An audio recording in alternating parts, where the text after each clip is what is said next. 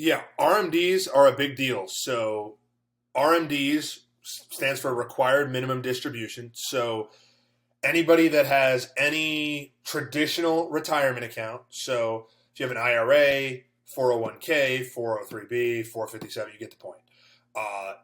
That is a traditional account, meaning it's not a Roth account.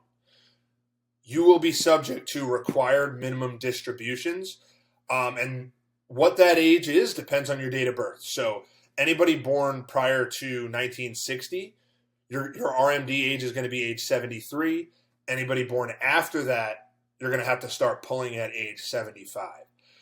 And so RMDs can be a little bit overlooked, and they can actually be pretty impactful in regards to someone's overall plan, because we're not just focused on the overall tax effect, or I should say the direct tax effect of the RMDs. We're also focused on the secondary effects. And so let's just in general focus on what happens. So let's say maybe you've been taking income anyway from your IRA. Let's say you got a traditional IRA, it's $1 million, just for easy math. You're born in 1956, so you have to take it at age 73, so that'll be, 2029? So let's say you get to age 73, you got $1 million in your IRA. Well, now the government's going to start forcing you to pull money out. And so what is that amount? Well, they use this complicated formula. Year one, it amounts to like 3.8%. So we'll just say 4% for easy math. So year one, you got to take out 4%. So, all right, that's $40,000. But let's say you've got other income already. You don't need that money, let's say. So let's say you got $100,000 in pensions, or let's say $60,000 in pensions, and you got your Social Security coming in. So you're living pretty good. You don't really need that money, but you're good. Well, that $40,000, you have to take it out now. That's now getting added to your ordinary income. What does that mean? Well, that could start bumping you up tax brackets. Now, the thing to keep in mind with RMDs in general, that 3.8% that I referenced before, that's not stagnant. It doesn't stay at that. It goes up every year. So if we say year one we're at 3.8, or let's say 4%, well, year two that goes up to 4.5%, and it goes up by about 0.5% every year. So yeah, when you're 73, you may not directly get crushed. But when we usually see the problem start is when someone has to take out 8%. Because we know based on the 4% rule, you could generally pull out 4% of your portfolio any given year and just keep doing that, and it's sustainable. But any more than that, it starts to become a bit of a problem. And so you get to that, couple years down the road, you're pulling out more and more income. I have a client who started out, this is when she came to me. She started out 12% bracket. And then she was telling me that she was living a 12% lifestyle, but she had quite a bit of money in IRAs that she had stocked away. And so as the years were going on, started having to take out more and more. She's in the 18% bracket, then she's in the 24%. Then finally, she's in the 32% bracket, even though she's not living a 32% lifestyle. And so that's what we always want to avoid, is she's paying way more taxes than she needs to, and she's taking more income than she needs to. And so the other thing with the RMDs, as I mentioned, is it's not just the compounding income factor. It's the secondary effects that are a result of that. So, previously we talked a little bit about IRMA. Well, again, you don't need to know what IRMA stands for. All it means is you're going to pay more for Medicare if you're in these Medicare brackets. And as you can see, they're not really that low. They're not that high, rather. You're a single filer, you're making above $103,000. Guess what? Your Medicare just went up. And so that actually is what we see a lot, is people who have between pensions and Social Security making, 90 to 100. And then all of a sudden, this RMD bomb comes, and look what happens to now their Medicare, because their RMDs have pushed them into a higher tax bracket.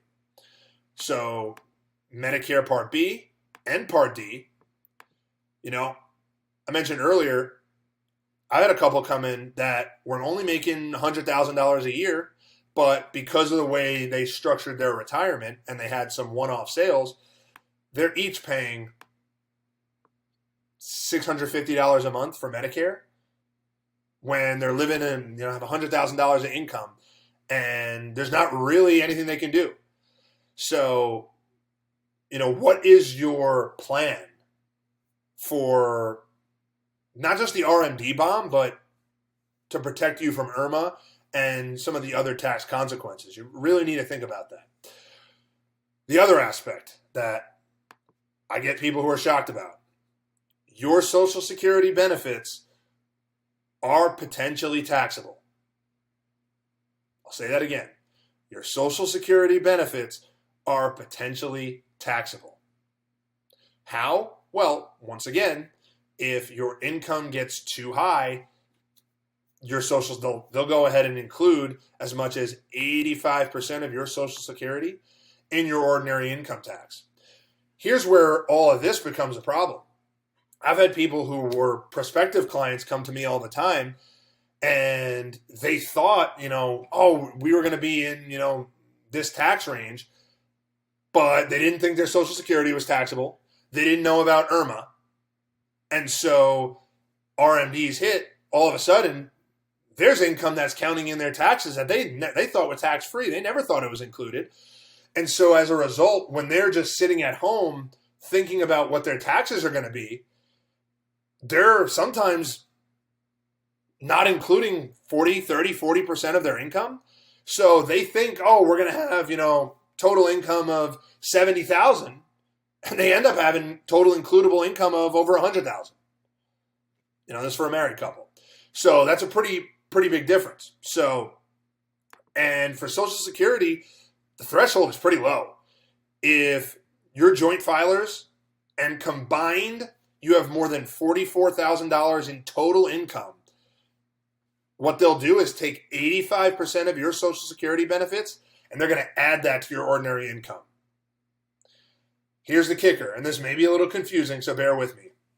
When we talk about that $44,000 income threshold, what the government is going to do to calculate that, or what they're going to use rather, they're going to use all your other stuff, your pensions, any other taxable income, all that good stuff.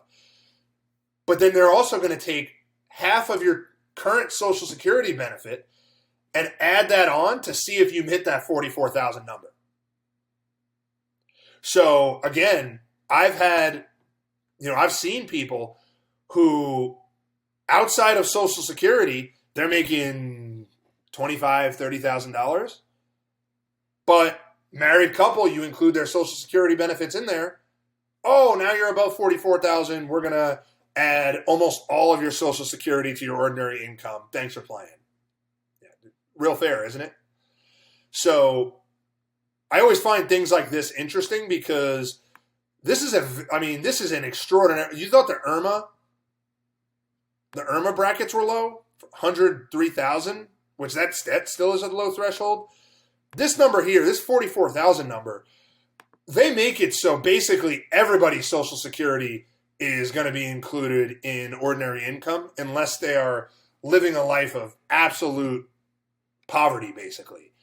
So something to really be careful, and this is why it is so important to have a real plan put together. Seen it many times before. People don't have a plan, and they don't account for any of these things, and it's a disaster, and cleaning up the mess is not fun for anybody. It's not fun for me as the advisor, and it's not fun for the client. Finding out you have all these things you have to change, that you have to tie up loose ends after the fact, when these all were perfectly preventable if they just had a competent advisor who understood really how the United States government worked and how the economic system worked. So leave any comments in the comments section, obviously. And if you have any questions, don't hesitate to reach out. Link's going to be in the description. As always, complimentary calls offered. Just 30-minute call. See if there's maybe a fit. And we'll go from there. Have a great one.